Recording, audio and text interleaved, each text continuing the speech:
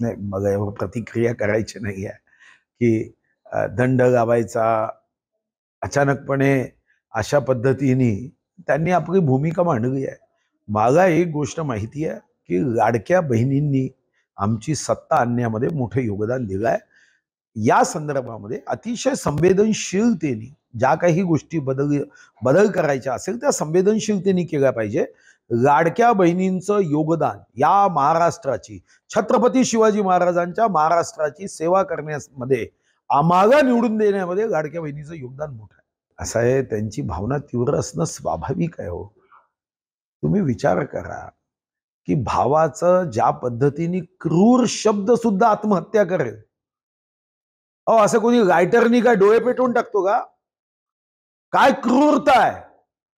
म्हणजे अशा आरोपींना कडक शिक्षा केली पाहिजे याबद्दल मला वाटतं की कोणाचं तरी दुमत असेल का? आणि या संदर्भात आरोपी एक अजूनही सापडत नाहीये. तर तो जो रोष आहे, असंतोष आहे, तो असंतोष व्यक्त केला जात आहे. आणि म्हणून सरकार अशा विषयाकडे गंभीरतेनेच पाहते. आदरणीय गृहमंत्री, मुख्यमंत्री स्वतः संवेदनशील व्यक्तीचे आहे आणि ते लक्ष देत आहेत. शेवटी आरोपी सुद्धा कुठं गायब आहे, शोधल्या तर जाईलच ना. आपल्याला माहिती आहे की देशामध्ये काँग्रेसचं सरकार होतं. हा प्रगतीचा शब्द हा चुकून दिसायचा. जी काही प्रगती देशाची झाली ती आमच्या क्षमतेनुसार झाली का? अरे हा देश समृद्ध देश होता, सुजलाम सुफलाम देश होता. चीनी प्रवासी प्रवासामध्ये भारतात आलं तेव्हा तो लिहितो की सोन्याचा धूर दुधाच्या नद्या. या देशाचं वाटोळं आक्रमणकारांनी केलं. त्यांचं तुष्टीकरण करत जे लोक सत्तेवर राहिले त्यांनी प्रगती केली नाही. आणि म्हणून पंचायत ते पार्लमेंट हे साधन आहे, माध्यम आहे सेवेचं, विकासाचं, प्रगतीचं. आणि P for panchayat, P for parliament यामध्ये भारतीय जनता पार्टी आणि एनडीएचे सरकार असेल तर पी फॉर प्रगती वेगाने साध्य करता येते, या मागची भावना आहे. परिषद वाढवण्याचं कार्य हे छगन भुजबळ साहेब या अगोदरही करत होते. फक्त तुमच्यासाठी तो बातमीचा विषय नव्हता, कारण तेव्हा ते मंत्री होते. मंत्रीपद गेल्याने तुम्हाला असं वाटतं की ते काही विशेष करताय. ते ओबीसी समाजासाठी लढणारं एक चांगलं नेतृत्व आहे. अतिशय उत्तमपणे, म्हणजे मी तर त्यांचा विधान परिषदेचाही लढा बघितला आहे, विधानसभेमध्येही आक्रमक असा चेहरा बघितला. सर्वसामान्यांचे प्रश्न मांडणे हे त्यांच्या राजकारणाचं उद्दिष्टच राहिलं आहे.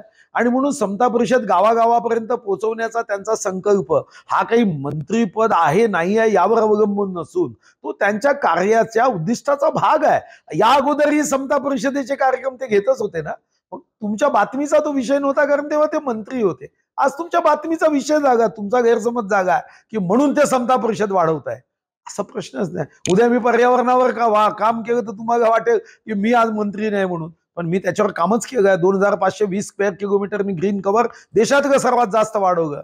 याच्यावर 4 लिम्का रेकॉर्ड आले आहे. मी गिनीज वर्ल्ड रेकॉर्ड केला आहे. मग मला असं वाटतं 104 स्क्वेअर किलोमीटरनी मँग्रोव्ज वाढवलाय. कोणता स्थायी भाव आहे. आता पुन्हा त्याच्यावर क्लायमेट चेंजवर आंतरराष्ट्रीय परिषद आपण घेतोय. चंद्रपूर जिल्ह्याचे अशा पद्धतीने महाराष्ट्राचा अवमान करू नये. अशा पद्धतीने फक्त शब्दाचा उपयोग करून महाराष्ट्राचा अवमान होईल की महाराष्ट्र आता बिहार जागा आहे, बीड बिहार जागा आहे. मला असं वाटतं की आपण जरा या संदर्भामध्ये छत्रपतींच्या महाराष्ट्राच्या संदर्भात बोलताना इतकं टोचून महाराष्ट्राचा अवमान होईल असं बोलायचं काहीच कारण. टीका आहे काही. अहो, खरी कोणती हे कोणी ठरवायचं आहे? कोर्ट ठरवेल. खरी कोणती हे तर कार्यकर्त्यांनी ठरवायचं आहे. खरी कोणती हे जनतेने ठरवायची आहे. तुमचे उद्या 20 आमदार आले आणि 57 आमदार शिवसेनेचं नाव धारण करून आपल्या भाषणामध्ये स्वर्गीय हिंदुहृदय सम्राट बाळासाहेब ठाकरे यांना नमन, अभिवादन, वंदन करणारे एकनाथ शिंदेजी 57 आलेत ना. मग खरी शिवसेना कोणाची? जनतेच्या न्यायालयापेक्षा मोठं न्यायालय जगात असू शकतं का? आणि मग खरी शिवसेना ही कोणाची ही जनतेने सिद्ध केलं. तेच अमितभाईंनी सांगितलं. याला टीका कसं म्हणता हो तुम्ही? सत्य या शब्दाचा समानार्थी शब्द टीका आहे का? आणि अजितदादांचे 41 आमदार आले. तुम्ही विचार करा, 41 आमदार आणून अजितदादांनी 10 आमदार शरद पवार साहेबांचे आणले. तर दूध का दूध, पाणी का पाणी, स्पष्ट झालं. 41 आमदार कुठं, 10 आमदार कुठं, तरी आमचीच खरी. शेवटी पक्ष कोणाच्या व्यक्तीचा आहे का? पक्ष कोणाच्या मालकीचा आहे का? हा काही सातबारा आहे की तुमच्या नावानी आहे? पक्ष कार्यकर्त्यांच्या परिश्रमाने मोठा होतो. कार्यकर्ता हा त्या पक्षाचा आत्मा आहे. कार्यकर्ता ज्या दिशेने जाईल तो पक्ष खरा आहे. कार्यकर्ता नाही मग तर शोधेच्या त्या चित्रपटातली असरानी सारखी अवस्था आहे. आधे इधर जाओ, आधे उधर जाओ, बाकी मेरे पीछे आओ. असा पक्ष असतो का?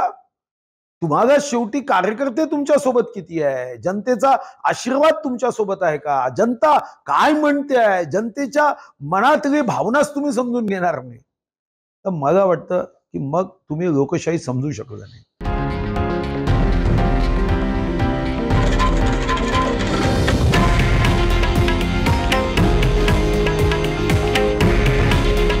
हे आहे देशातील नंबर 1 न्यूज नेटवर्क आणि आपण पाहत आहात TV9 मराठी. काळजी तुमची, हित महाराष्ट्राचं.